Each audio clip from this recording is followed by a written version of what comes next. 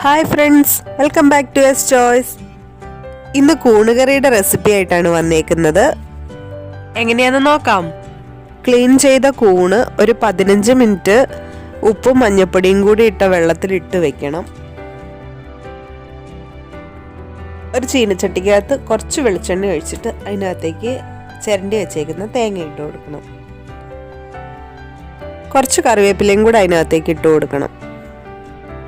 നല്ലതുപോലെ ഇളക്കി കൊടുക്കുക.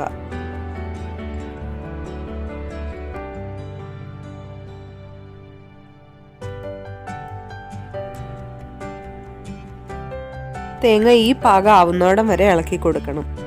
അതിനുശേഷം അതിലേക്ക് 1 സ്പൂൺ മല്ലിപ്പൊടി, 1/4 സ്പൂൺ മഞ്ഞൾപ്പൊടി, 2 സ്പൂൺ പിരിയൻ മുളക് പൊടി ഇത്ര ഇട്ട് കൊടുക്കുക.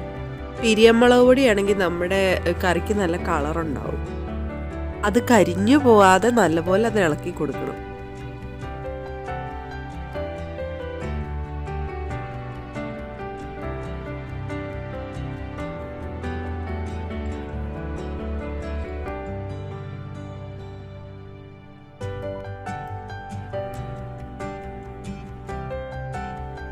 ഒരു നുള്ള പെരിഞ്ചീരകവും കൂടി അതിനകത്തേക്ക് ഇട്ട് കൊടുക്കുക.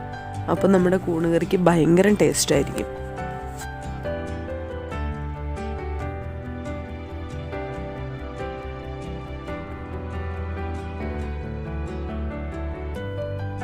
ഈ പാകമാകുമ്പോൾ നമുക്ക് അടുപ്പ് ഓഫ് ചെയ്തിട്ട് അത് ആറാൻ വയ്ക്കാം. ആറി കഴിഞ്ഞിട്ട് നമുക്കത് അരച്ചെടുക്കണം. മഞ്ഞൾ വെള്ളത്തിലിട്ടിരുന്ന കൂണ് നല്ലപോലെ നമുക്ക് കഴുകി വൃത്തിയാക്കി എടുത്തിട്ട് അത് വേവിക്കാൻ വെക്കണം. കുറച്ച് മഞ്ഞൾപ്പൊടിയും ഉപ്പും കൂടി ഇട്ട് കുറച്ച് വെള്ളം ഒഴിച്ചിട്ട് നമ്മളത് നല്ലപോലെ വേവിച്ചെടുക്കണം.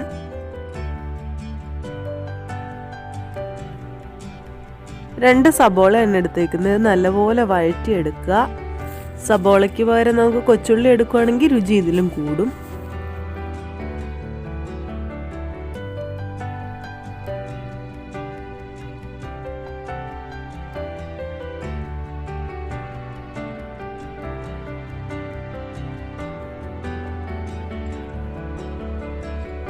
കുറച്ച് ഉപ്പ് ഇട്ട് കൊടുക്കാം. കുറച്ച് കുരുമുളകും കൂടെ അതിനകത്തേക്ക് ചേർത്ത് കൊടുക്കണം.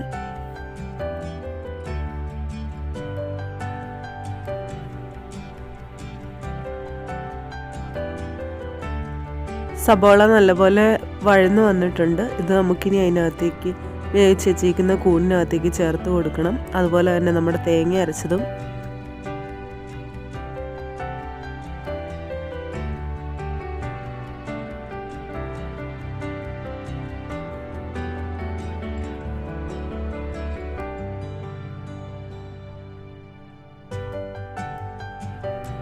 കറിയിൽ വെള്ളം കുറച്ച് വേണമെന്ന് തോന്നിക്കഴിഞ്ഞാൽ കുറച്ച് വെള്ളവും കൂടി ചേർത്ത് കൊടുക്കാം.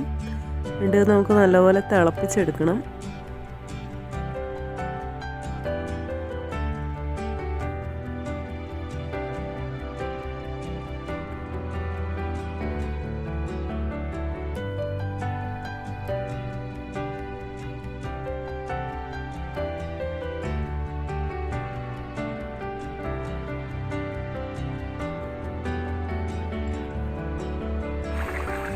കറി തിളയ്ക്കാൻ തുടങ്ങി. ഇനി നമുക്കിത് ഓഫ് ചെയ്യാം. കൂണുകറിയിലേക്ക് നമുക്ക് കടുകും കൂടി വറുത്ത് ചേർക്കാം. നമ്മുടെ കൂണുകറി റെഡി ആയിട്ടുണ്ട്. എല്ലാവരും ഒന്ന് ട്രൈ ചെയ്ത് നോക്കുക.